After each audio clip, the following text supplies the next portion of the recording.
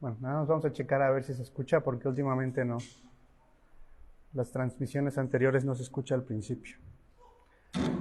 Ahí sí me oyen, ¿verdad? Bueno, estamos esperando a ver si se escucha.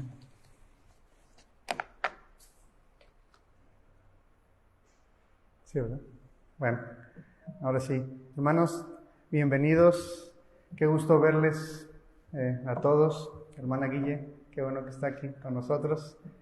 Y pues es un gusto siempre cuando se tiene la oportunidad de poder compartir la palabra.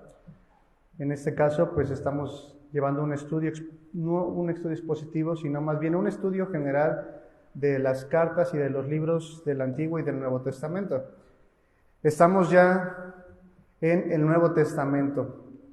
Y si todos vamos en el mismo sentir y todos estamos en el mismo canal, recordarán qué libro va a tocar el día de hoy. ¿Qué libro toca? El libro de Marcos. Bueno, el libro de Marcos en esta etapa de nuestra iglesia es muy especial porque estamos estudiando, ahora sí, expositivamente, el libro de Marcos, verso a verso. Ya en el capítulo 1 se nos daba una pequeña introducción acerca de este libro. Pero bueno, nunca está de más recordar de lo que se trata.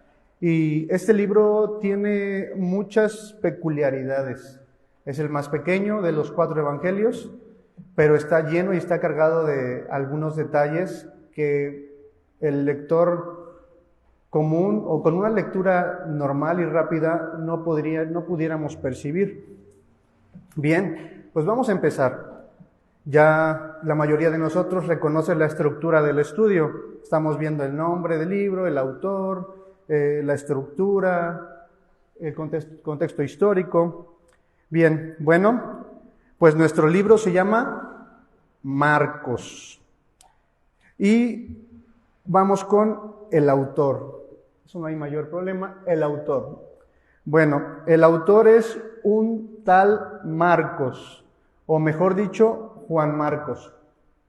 ¿Qué quiere decir Marcos? Me interesó un poco el término o el significado del nombre, puesto que la mayoría de los libros del Nuevo Testamento tienen nombres griegos o hebreos, pero Marcos no. Marcos tiene un nombre latino, es decir, el latín era la lengua de los romanos. No era muy usada en el contexto judío, pero sí era reconocida como una lengua que se usaba sobre todo entre los militares y las personas que tenían algún puesto de autoridad en el gobierno.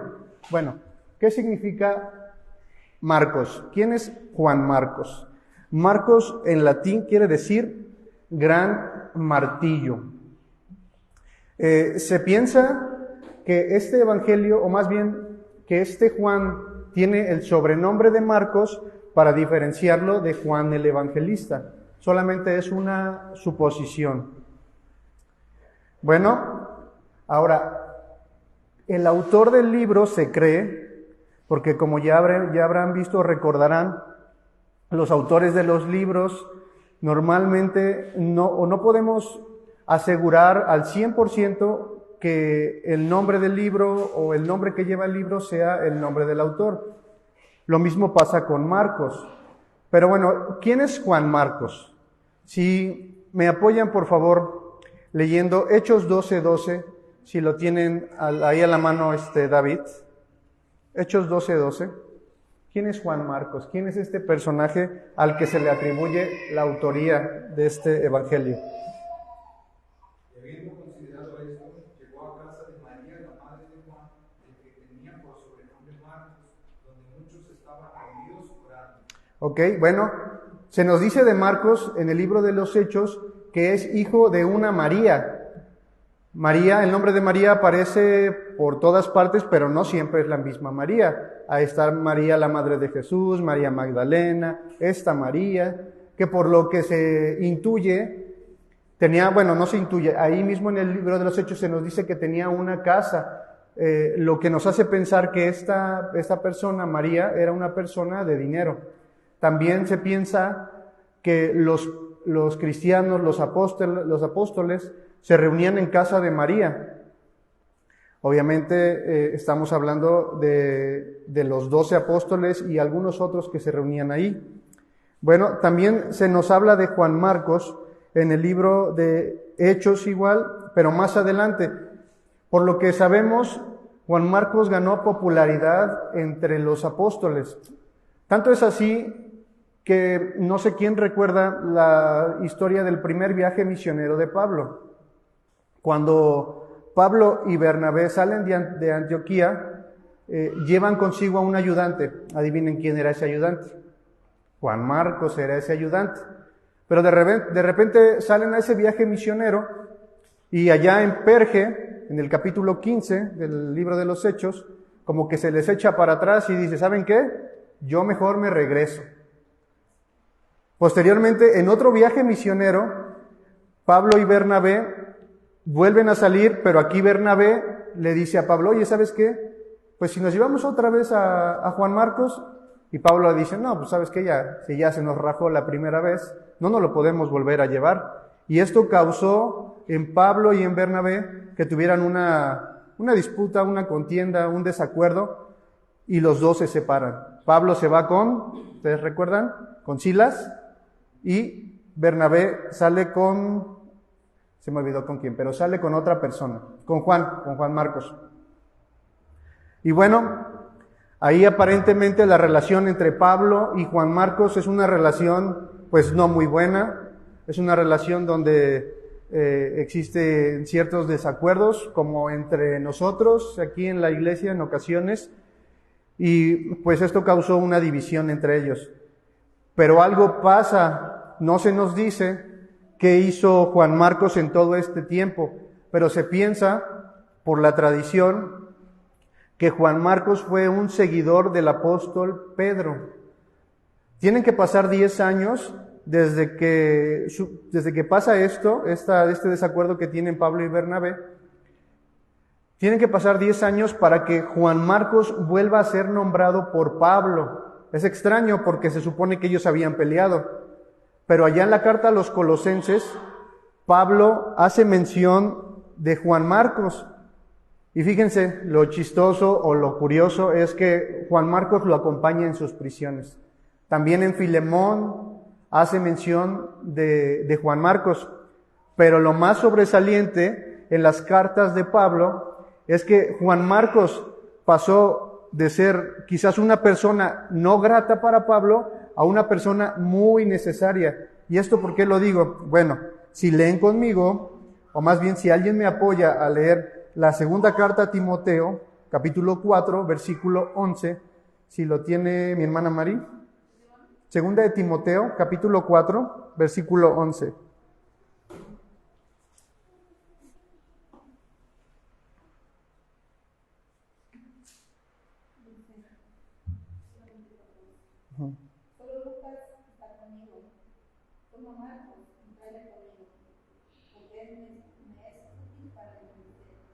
Ok, ¿se dan cuenta? De una persona no grata para Pablo pasa a ser una persona útil para el ministerio.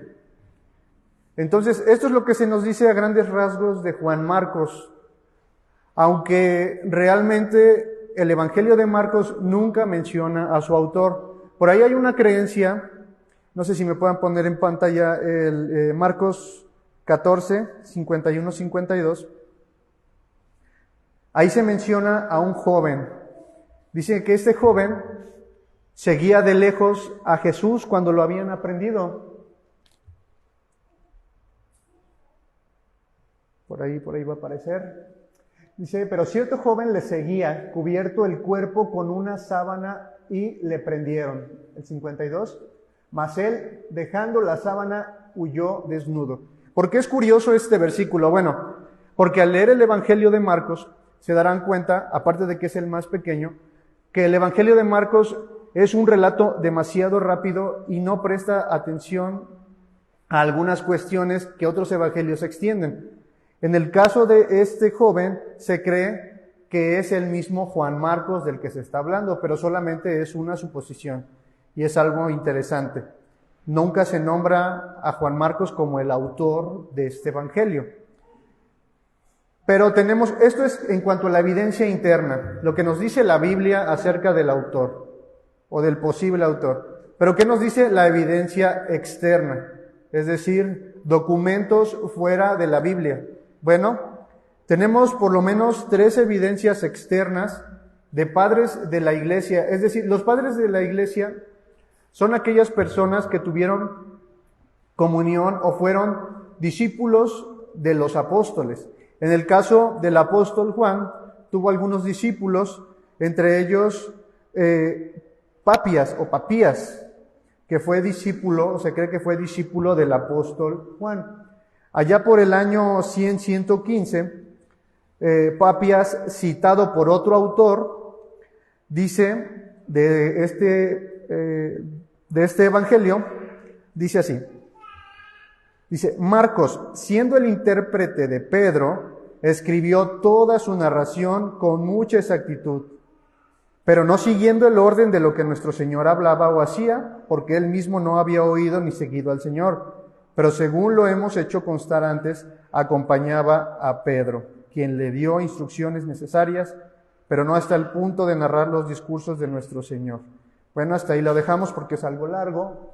Después también tenemos otro padre del cristianismo, otro discípulo de los apóstoles, Ireneo, en el año 180, escribe sobre este evangelio. Después de la partida de estos, Pedro y Pablo, Marcos, el discípulo e intérprete de Pedro, también nos entregó por escrito lo que Pedro había predicado. Y otra persona más, como testimonio extrabíblico, Clemente de Alejandría, también declara que Marcos escribió este evangelio. Y como mencionábamos, o como se ha mencionado ya anteriormente, el hecho de no saber con claridad quién escribió el evangelio no quita la idea o no quita el hecho de que este evangelio es un libro o una carta, un evangelio inspirado por Dios. Es palabra de Dios. Y si las personas del primer siglo y segundo siglo dan fe y legalidad de esto, bueno, esto es evidencia de más peso para creer y confiar que este evangelio fue escrito por este Juan Marcos. Y no olvidemos este detalle, que Juan Marcos, al ser discípulo de Pedro y al estar tan cerca de él, escribe las vivencias de Pedro, porque al parecer Marcos no vio de primera mano o no tiene esta información de manera presencial. Él no estuvo en los hechos y es Pedro quien le va indicando a través de sus predicaciones y a través de sus narraciones o pláticas, le va comentando, le va enseñando acerca de las enseñanzas, milagros y obra del Señor Jesucristo. ¿Y cómo podemos saber esto? Bueno, porque Marcos es un evangelio que narra detalles que solamente puede narrar una persona que estuvo cerca de, o estuvo muy cerca de las personas, estuvo en ese lugar. En el caso de Pedro, él le comentó todo esto a Marcos. Y solamente voy a poner algunos ejemplos de esto, de esta intimidad o de estos detalles que Marcos da acerca de cosas que para cualquier otra persona que recauda información pasarían desapercibidos, pero para Marcos no. Marcos sí pone atención en algunos detallitos. Por ejemplo, en Marcos 4:38, Marcos nos dice de que en dónde estaba Jesús durmiendo. Dice que estaba en la popa durmiendo sobre el cabezal. Para una persona que recauda información de algún evento, este tipo de detalles pasaría como desapercibido. A esa persona o a nosotros nos interesaría solamente que Jesús va en la barca, ¿no? Y si acaso que se durmió.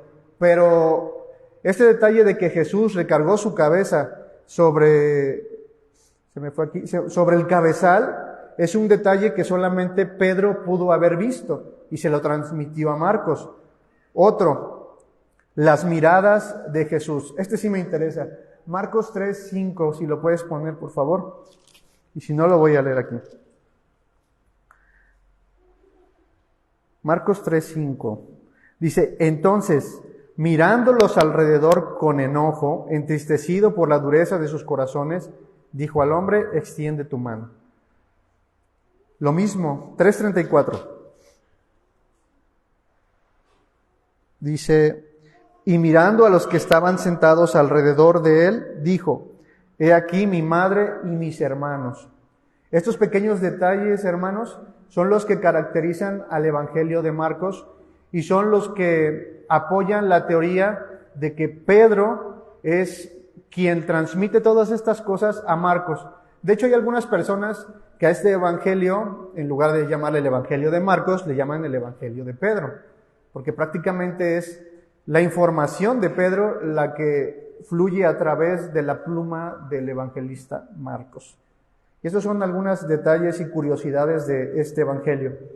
Bueno, ¿en qué idioma se escribió? Bueno, como la mayoría del Nuevo Testamento, se escribió en griego, un griego común o griego koine, como se le conoce, si no lo pronuncio mal, no está el pastor para corregirme, pero es un griego común, un griego que se hablaba del día a día.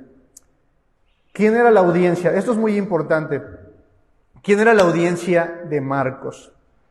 Bueno, la audiencia de Marcos no eran cristianos judíos. A pesar de que Juan Marcos era un judío, su audiencia no era judía. Su audiencia eran gentiles, específicamente romanos. ¿Y por qué o qué detalles encontramos o qué pruebas ocupamos nosotros para decir que este evangelio no era dirigido a judíos? Bueno, hay palabras que aparecen en el evangelio de Marcos que están en arameo. Y Juan Marcos se toma la libertad,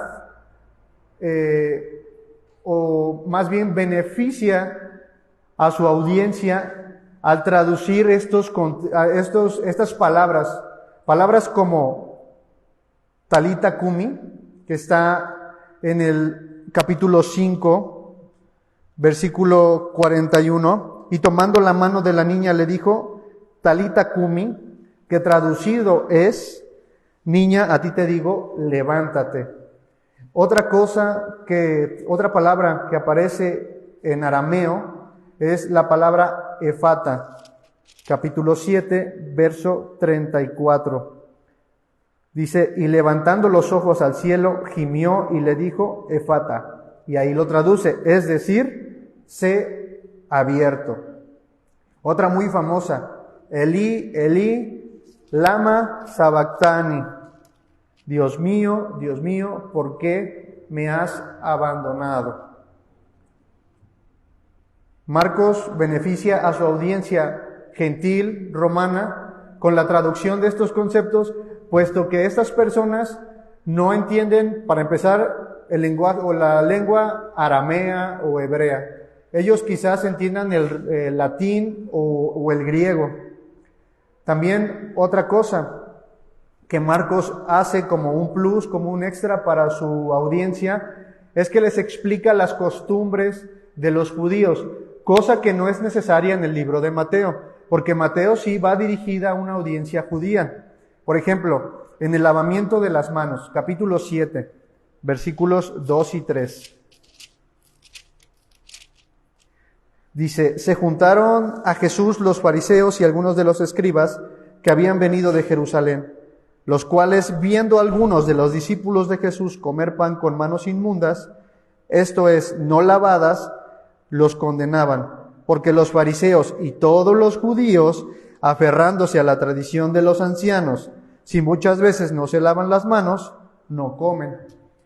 Estas costumbres, obviamente, son ajenas para los romanos. Entonces Marcos lo que hace es explicarle, bueno, pues es que estos amigos, si no se lavan las manos, no comen. Quizás los romanos no les importaba y comían con las manos sucias, ¿no? Pero para los judíos, sobre todo para los fariseos, que tenían un estilo de vida muy religioso, no era permitido comer con manos sucias. Y Marcos se toma este detalle de decirles a los romanos, o explicarles esta costumbre del lavamiento de manos. El día de la fiesta de los panes sin levadura, también esta costumbre en el capítulo 14, versículo 12, también es explicada por Marcos a los gentiles. Bueno, ¿qué otra peculiaridad hay en el Evangelio de Marcos? Marcos, nuevamente repito, por ser un evangelio dirigido a una comunidad romana, tiene que hacer algunas adecuaciones culturales. Ustedes recordarán que en Mateo el Señor hace una observación acerca del divorcio. Es más, vamos a checar ahí. Es Mateo 1 no, es Mateo 10, me parece. Si alguien me ayuda a buscarlo y lo puede leer, por favor.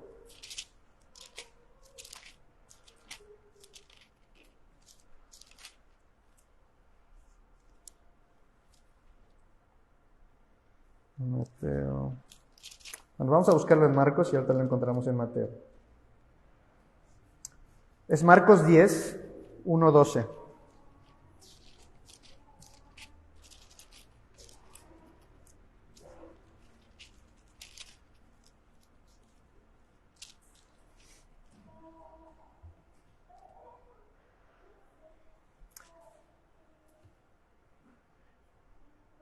Es Mateo, y alguien que me ayude a buscar Mateo 19, igual del versículo 1 al versículo 12.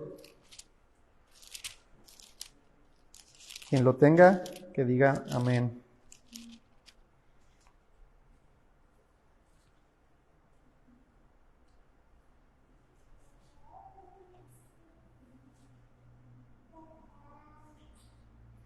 Vamos a leer el versículo 9 de Mateo.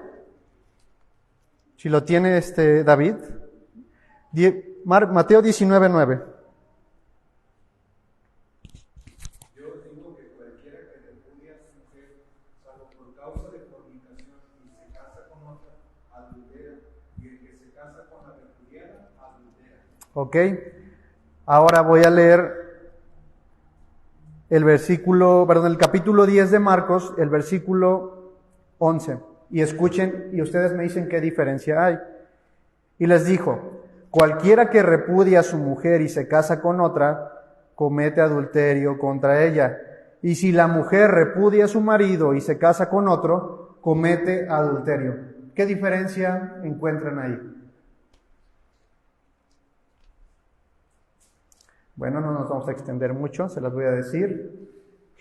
Mateo, por ser un evangelista que dirige su mensaje a una audiencia judía, obviamente toma las costumbres, tradiciones y leyes judías.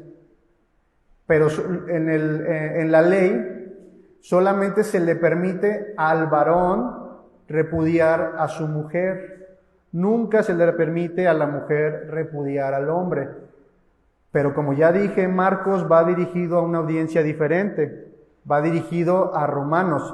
Y en la ley romana, las mujeres sí tienen ese derecho de repudiar o dar carta de divorcio a su esposo. Marcos hace esta adecuación cultural, por así decirlo, aunque en un principio nuestro Señor no haya dicho específicamente estas palabras.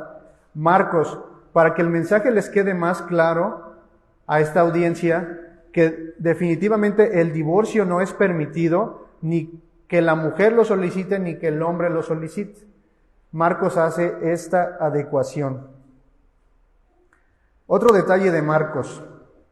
Les digo que Marcos está lleno de muchas cosas curiosas.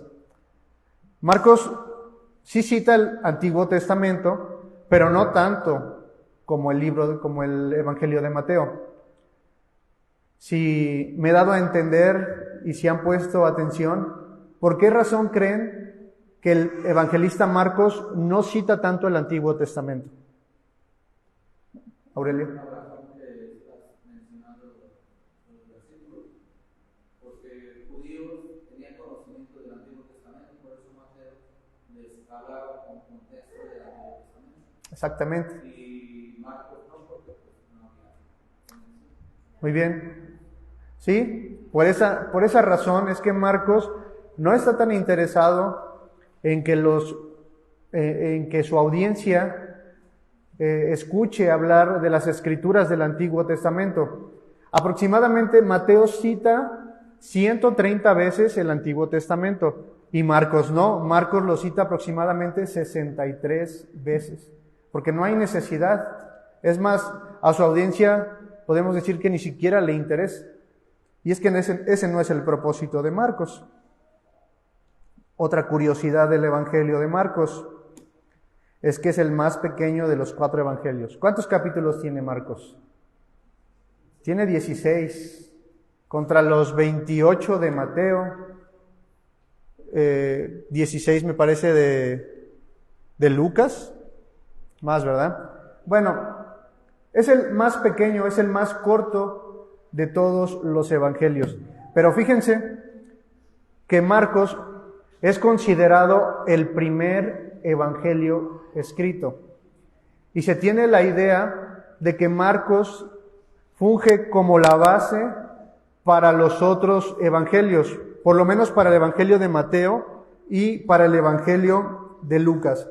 Y es que si ustedes leen Mateo y posteriormente leen Marcos, se darán cuenta que hay muchos versículos que se citan textualmente, o por lo menos la idea está ahí. Vamos a poner un ejemplo, 2 ejemplos. Carlos, si tienes porque te apoye ahí. ¿Qué versión traes? Reina Valera. Puedes buscar, por favor, Marcos 4:35. Y mi hermano Rosendo, Mateo 8:23.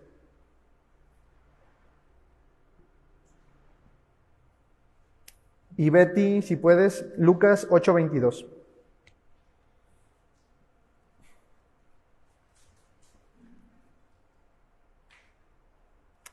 Mateo 4:35. Marcos, perdón, 4:35. Aquel día, cuando llegó la noche, les dijo, pasemos al otro lado. Ajá, adelante.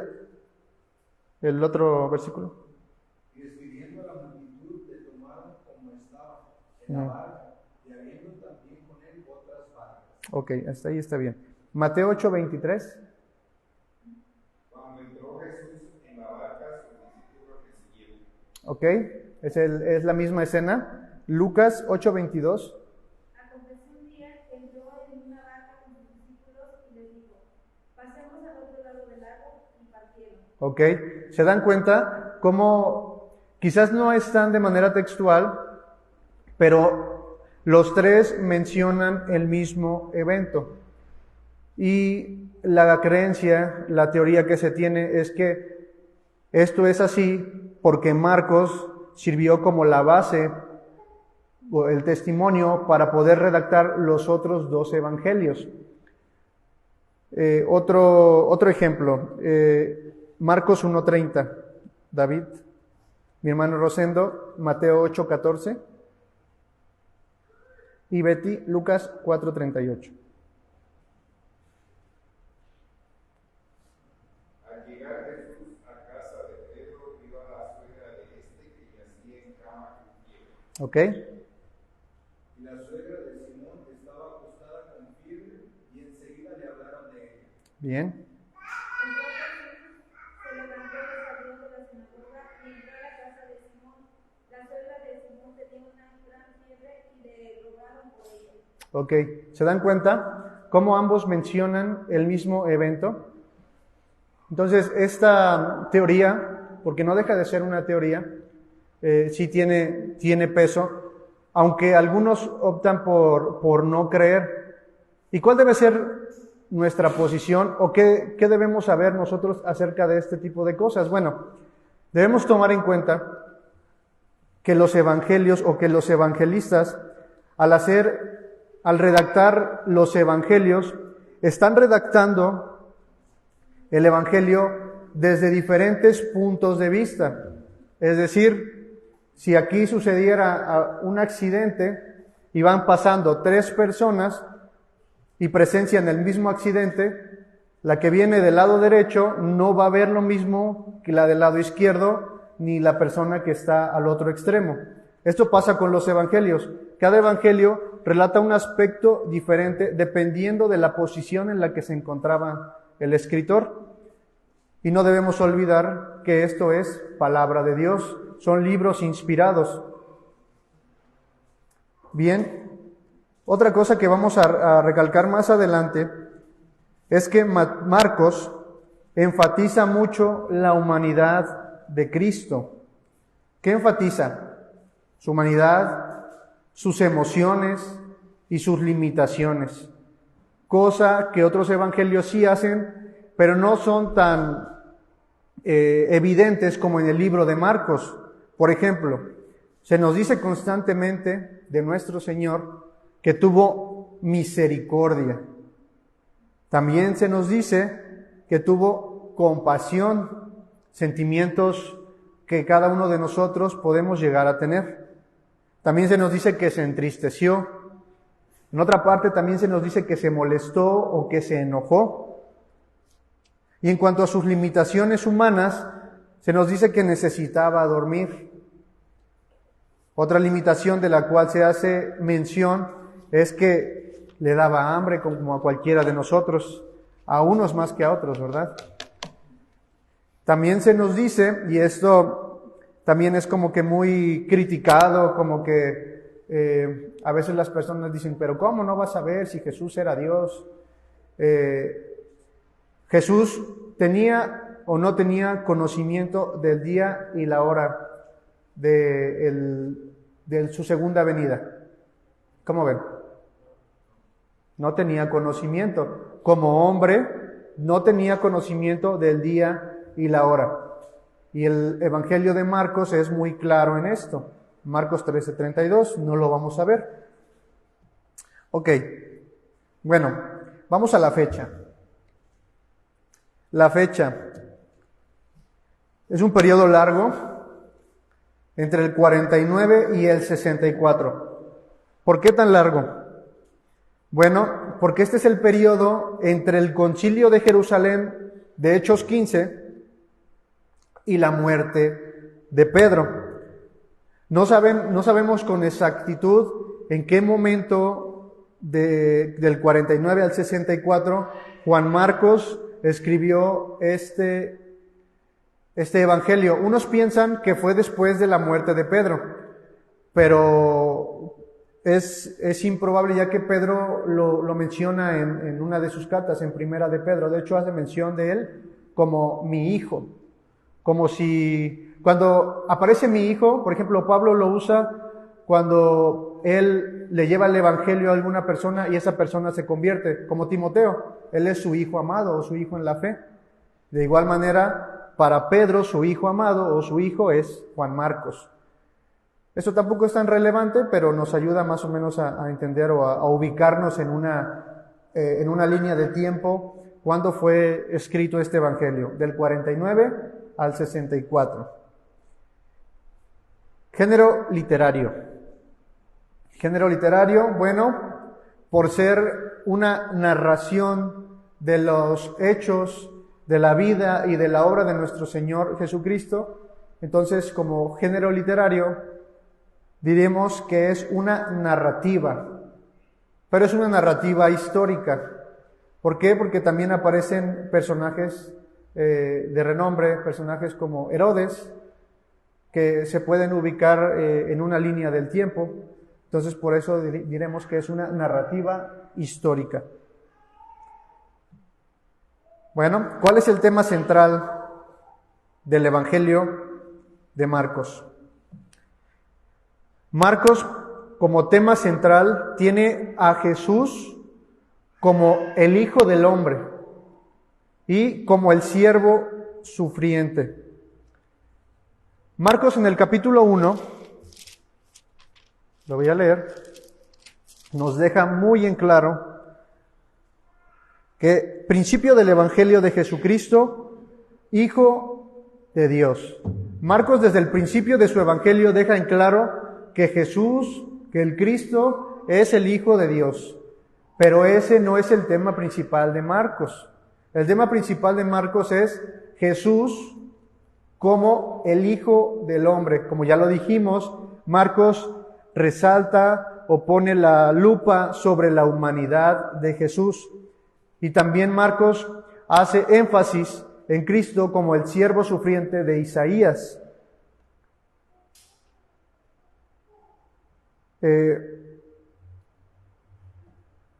También Marcos nos presenta al Hijo del Hombre como en su estado de humillación. Filipenses 2, ¿lo recuerdan? 2, 5 al 11. Ese himno que Pablo recita ahí, o que creemos que fue un himno, habla de los estados de existencia de Cristo. El estado de preexistencia, el de humillación y el de exaltación o glorificación. Bueno, nuestro Señor Jesucristo, cuando vino a este mundo, vino en un estado de humillación. Y es que la naturaleza divina, obviamente, es mucho mejor que la naturaleza humana corrompida. Entonces, aunque Marcos hace énfasis en Jesús como el Hijo del Hombre, también mencionará en el capítulo 13 aquel Hijo del Hombre viniendo en poder y en gran gloria. Pero, repito, Marcos hace énfasis en Jesús como el Hijo del Hombre. Y eso hay que tenerlo muy, muy en cuenta. De hecho, vamos a ver un versículo, Marcos 10:45.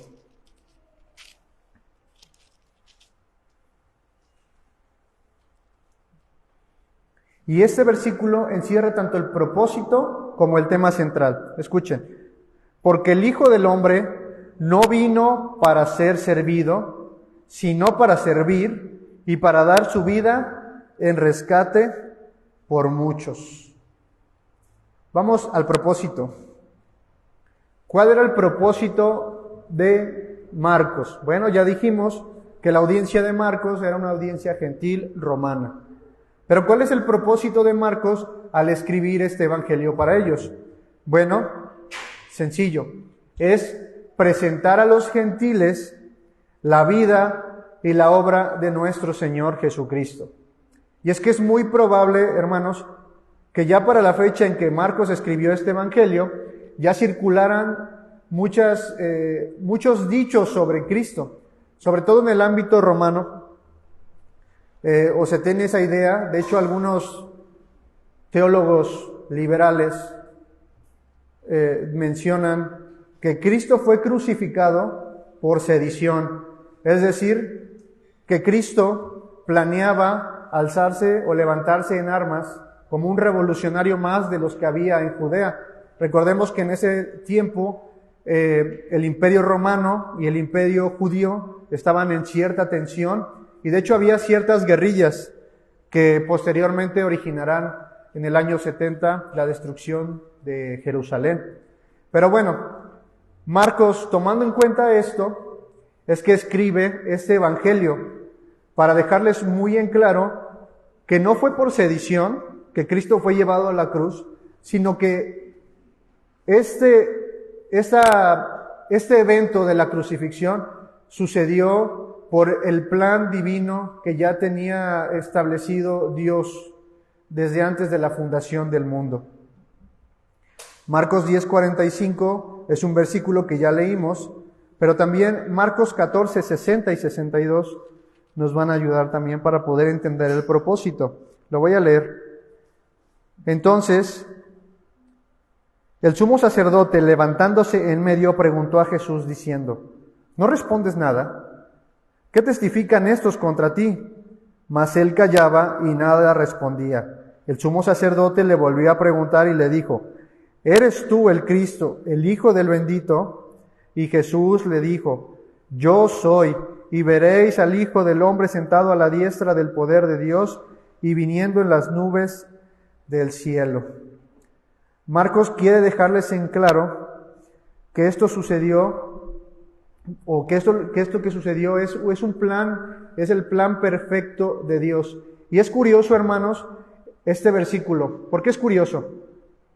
Porque si han prestado atención a las predicaciones anteriores, Jesús, cuando hace algún milagro, cuando sana a alguna persona, siempre le dice que no diga nada. que no mencionen que Él hizo el milagro. De hecho, cuando se usa el título del Hijo del Hombre, es el Señor mismo que lo utiliza para sí mismo. Y guarda silencio hasta llegar a este pasaje donde dice, yo soy, y veréis al Hijo del Hombre sentado a la diestra. Ahí es cuando Él manifiesta la naturaleza divina y la naturaleza humana, y se revela a los fariseos como el Hijo de Dios, como Dios mismo. De hecho, por esta causa fue que lo crucificaron. Este es el propósito, presentar a los gentiles la vida y la obra de nuestro Señor Jesucristo. Y vamos a la estructura. Es un evangelio pequeño, pero tiene muchos milagros y no los puse todos porque son bastantes. Son más milagros aquí que los que se redactan en el Evangelio de Mateo. Bueno, dividí este Evangelio en 4 partes. La primera parte, todavía no avances ahí, la primera parte corresponde a la preparación de su ministerio. La segunda, al inicio de su ministerio, pero en Galilea. La tercera, a su ministerio, pero camino a Jerusalén. Y la cuarta parte, su ministerio en Jerusalén. Vamos a ver la primera parte. La preparación para su ministerio. Y tiene que ver con su bautismo y tentación. ¿Han estado practicando el versículo? Marcos 1, 14, 15. Bueno, tiene que ver con eso. Después que Juan fue encarcelado, Jesús vino a Galilea predicando el evangelio del reino de Dios, diciendo, el tiempo se ha cumplido y el reino de Dios se ha acercado. Arrepiéntanse y crean en el evangelio. Ahí es cuando el Señor comienza su ministerio. O más bien es preparado para su ministerio. Se bautiza e inmediatamente es llevado por el Espíritu al desierto. Y ahí es tentado por Satanás.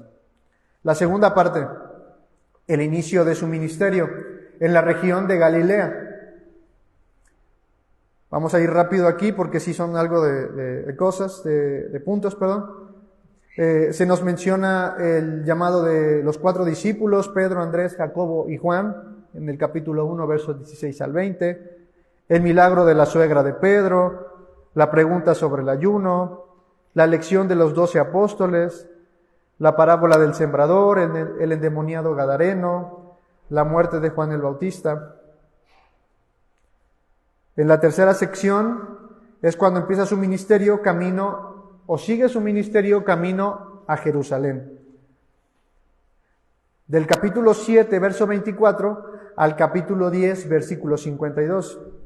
Se nos dice ahí que Jesús sana a un sordomudo. Esta confesión tan importante de Pedro, tú eres el Hijo de Dios, la transfiguración y la enseñanza sobre el divorcio son mencionadas en esta sección. Y en la cuarta sección, su ministerio en Jerusalén. Se nos habla de la entrada triunfal, en el capítulo 11, la parábola de los labradores malvados que vimos hace 2 semanas, la destrucción del templo, en el capítulo 13, que de hecho, este es el capítulo donde Jesús se dedica a dar una enseñanza más prolongada. Cuando lean el Evangelio de Marcos completamente o cuando lo terminemos, se darán cuenta que el Evangelio de Marcos hace mucho énfasis en los milagros y no tanto en las enseñanzas. Y en ocasiones se mezcla la enseñanza con el milagro. Pero Marcos es un evangelio más de acción, más de Jesús en acción. Si le pudiéramos poner un título de película sería ese, Jesús en acción, el Evangelio de Marcos. También se nos dice o se nos habla de la institución de la Cena del Señor, que probablemente fue en la casa de esta María, mamá de Juan Marcos. Se nos habla de la crucifixión y muerte de Jesús y de su resurrección en el capítulo 16. Algo interesante, hermanos, y solamente lo menciono como pues de cultura general, aunque vuelvo a repetir, El Evangelio de Marcos es un libro inspirado por Dios. El Evangelio de Marcos, en los documentos más antiguos, solamente llega hasta el capítulo 16, versículo 8. En adelante, los versículos hasta el 9 al 20, parece ser que es una añadidura posterior. Pero haya sido una añadidura o no, lo que nos sigue interesando es que el Evangelio de Marcos es un libro inspirado, y esta añadidura sí aparece en los Evangelios de Mateo y en el Evangelio de Lucas, e incluso también en el Evangelio de Juan. Así que solamente lo comento a manera de cultura general, ¿no? Y bueno, vamos a la parte final, a los temas teológicos. Y bueno, de teología. ¿Qué se nos dice acerca de Dios, Dios el Padre, en el Evangelio de Marcos? Bueno, se nos habla de Dios el Padre como quien se complace en su Hijo. Y este acto, este evento de que los cielos se abren y se escucha una voz de los cielos que dice: este es mi Hijo amado en quien tengo complacencia, es el cumplimiento de algo que ya había dicho Isaías. Isaías 42:1, nada más de rápido. Isaías 42:1 dice: escuchadme costas y esfuércense, 42:1. He aquí mi siervo, yo le sostendré, mi escogido, en quien mi alma tiene contentamiento. He puesto sobre él mi espíritu, él traerá justicia a las naciones. Nuevamente aquí aparece este concepto de siervo. Por eso es que Marcos hace mucho énfasis en Jesús también como el siervo sufriente de Isaías. Bueno, se nos habla de Dios el Padre como complaciéndose y dando cumplimiento a esta profecía, y también como Dios el Padre dando autoridad a Cristo por encima de la ley y de los profetas. Esto lo vemos, no vamos a ir ahí, esto lo vemos en la transfiguración. ¿Quiénes son los que se aparecen en la transfiguración? Moisés y Elías, representando la ley y los profetas. ¿Y por qué decimos que Dios le da autoridad a Jesús sobre la ley y los profetas? Porque les dice a Moisés y a Elías: este es mi Hijo amado, a él oíd. A él oíd y a él obedeced. Esto es en cuanto a teología. En cuanto a cristología, bueno, hay muchas cosas, los evangelios, pero tomando en cuenta el propósito y el tema central, diremos que en cristología se recalcan las dos naturalezas de Cristo. En teología se le conoce como la unión hipostática o la unión verdadera, la unión real. Y es que, si bien Marcos hace énfasis en la naturaleza humana de Cristo, también en el versículo 1, ya dijimos, se nos deja muy en claro que Cristo es el Hijo de Dios. Hijo de Dios en relación a Cristo como Dios, es decir, Cristo en igualdad con Dios. Cristo tiene una naturaleza divina, pero también tiene una naturaleza humana. Eso en cuanto a cristología, las dos naturalezas de Cristo. En pneumatología, la doctrina del Espíritu Santo. Se nos dice que es el Espíritu Santo quien capacita a Jesús para el ministerio y lo faculta para realizar milagros. Ya no vamos a ir ahí porque ya lo leímos, cuando el Espíritu desciende sobre él. Y también hay un pasaje por ahí curioso donde se nos dice acerca de Cristo echando fuera demonios. En Marcos omite la parte, pero si yo por el dedo de Dios echo fuera los demonios, o por el poder de Dios echo fuera los demonios. Marcos lo omite, pero la idea está ahí. Es el Espíritu Santo actuando a través de Jesús y dándole poder para echar fuera los demonios y también para realizar milagros. En cuanto a soteriología, que es la doctrina de la salvación, la falsa enseñanza de la salvación por obras. ¿Recuerdan al joven rico? ¿Qué les dice? Señor, ¿qué debo hacer para ser salvo? Yo conozco la ley, ¿Ok? ¿Qué idea tenía este joven, que era un principal, que era un joven rico? ¿Qué idea tenía de la salvación? ¿Cómo se podía obtener la salvación? Obedeciendo la ley, ¿no? Esa misma idea tenía también aquel escriba del que vimos la semana pasada, ¿se acuerdan? Maestro, ¿cuáles son los principales mandamientos, no? Bueno, amarás al Señor tu Dios y el otro es semejante, amarás a tu prójimo como a ti mismo. Estos dos personajes tenían la idea de que cumpliendo la ley podían llegar a ser salvos, pero es una idea errada. Y el Señor los va a llevar a la reflexión y les va a mostrar que la idea que ellos tienen está errada. Esto es en cuanto a la soteriología, la idea errada de una salvación por obras. En cuanto a bibliología, se nos enseña o se nos deja ver a la Biblia o a la Escritura como la inerrante e infalible palabra de Dios. Inerrante porque no hay error en ella, e infalible porque no falla. Las profecías que se hicieron de Cristo en el Antiguo Testamento se cumplen en los evangelios. Los evangelistas dan testimonio de eso. Sobre todo Mateo. A Marcos no le interesa tanto, pero sí se cita el Antiguo Testamento en algunas partes. En cuanto a eclesiología, acompáñenme para que veamos el capítulo 10, versículos 33.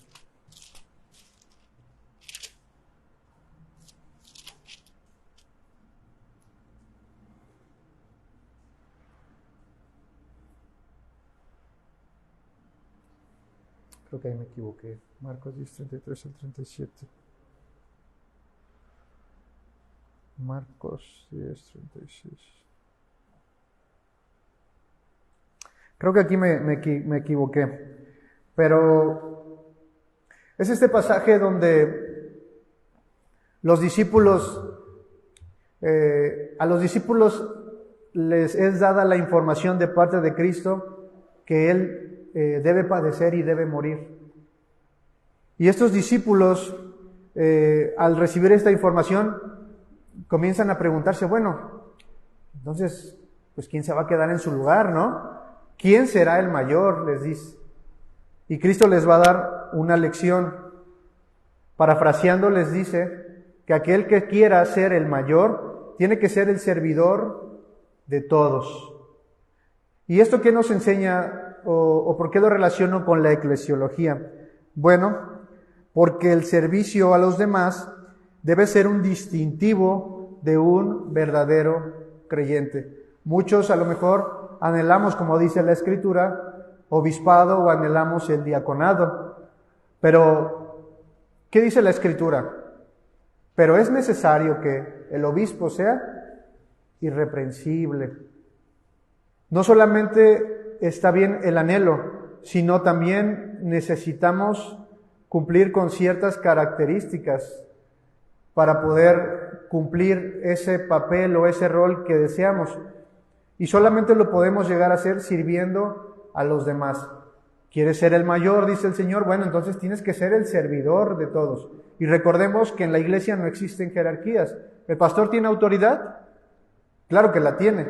Sin embargo, el pastor no está en autoridad por encima de ningún otro creyente. Tiene autoridad por cuanto cita la palabra del Señor y por cuanto a él le han sido encomendado el cuidado de las ovejas. El cuidado de las ovejas, no el gobierno de las ovejas. Entonces, en cuanto a eclesiología, esto debe ser un distintivo, el servicio a los demás, a nuestros hermanos. Antropología y amartología, bueno, se nos habla de la dureza del corazón, y esa dureza se traduce en obstinación y orgullo, que en el contexto de Marcos lleva a las personas al adulterio y también a muchos otros pecados, ¿no? En angelología, bueno, se nos habla de la aparición de un ángel. Marcos no lo nombra como un ángel, sino como un joven, pero el Evangelio de Mateo, de Lucas y de Juan sí hacen mención de esta persona como un ángel, como un ser celestial. Y por último, en escatología, se nos habla de la señal de la venida de Cristo. Cristo es la señal del fin de los tiempos, del fin de este mundo. Eso en Marcos 13. Todo el capítulo 13 habla acerca de esta enseñanza, de escatología.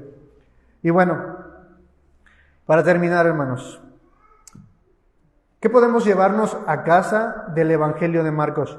¿O qué nos enseña el Evangelio de Marcos? Vamos a tomar en cuenta el propósito o el tema.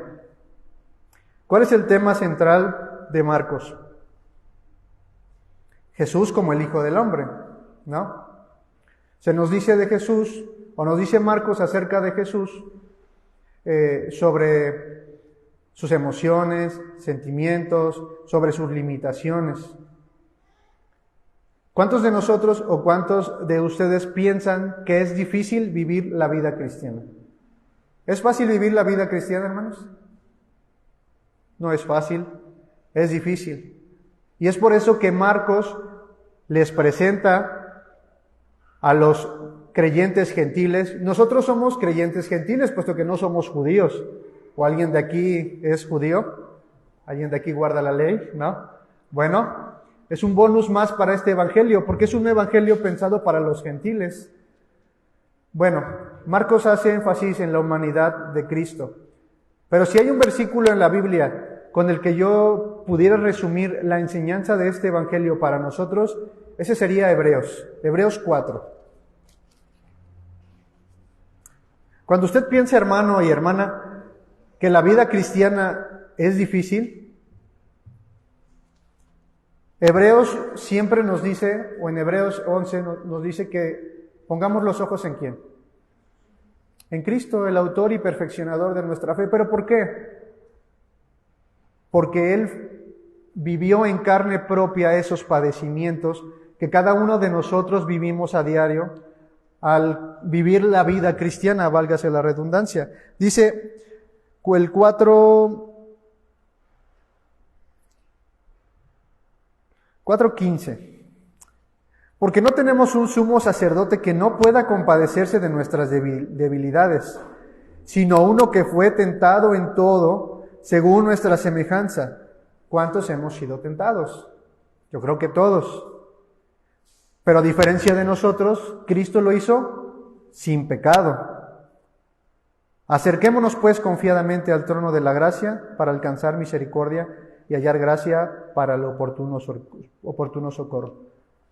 Miremos a Cristo, hermanos, cada vez que piense que la vida cristiana es difícil, cada vez que piense que ha padecido, miremos a Cristo y recordemos que en Él se fueron cumpliendo cada uno de esos padecimientos que nosotros estamos pasando y que llegaremos a pasar, hermanos. Esto nos podemos llevar como enseñanza del Evangelio de Marcos. Pues si no hay preguntas, hay alguna observación, alguna duda, ¿no? Vamos a hacer una oración y estamos despedidos. Padre, te damos gracias. Gracias por tu bendita palabra. Gracias, mi Dios, porque confiamos que tu palabra es inspirada y es útil para enseñarnos, para redarguirnos, para corregirnos y para instruirnos. Gracias, mi Dios, porque como dice la Escritura, tenemos un sumo sacerdote que sabe cuáles son nuestros padecimientos, porque Él los vivió y los experimentó. Gracias, mi Dios, por la vida de nuestro amado Señor Jesucristo, por su sacrificio en la cruz. Gracias, mi Dios, por permitirnos aprender más de Él. Y te pedimos que cada día vayamos creciendo en el conocimiento de Él y que su carácter vaya siendo formado en nosotros día a día. Bendice a mis hermanos y a aquellos que nos ven por la transmisión en Facebook. En el nombre de Jesús. Amén.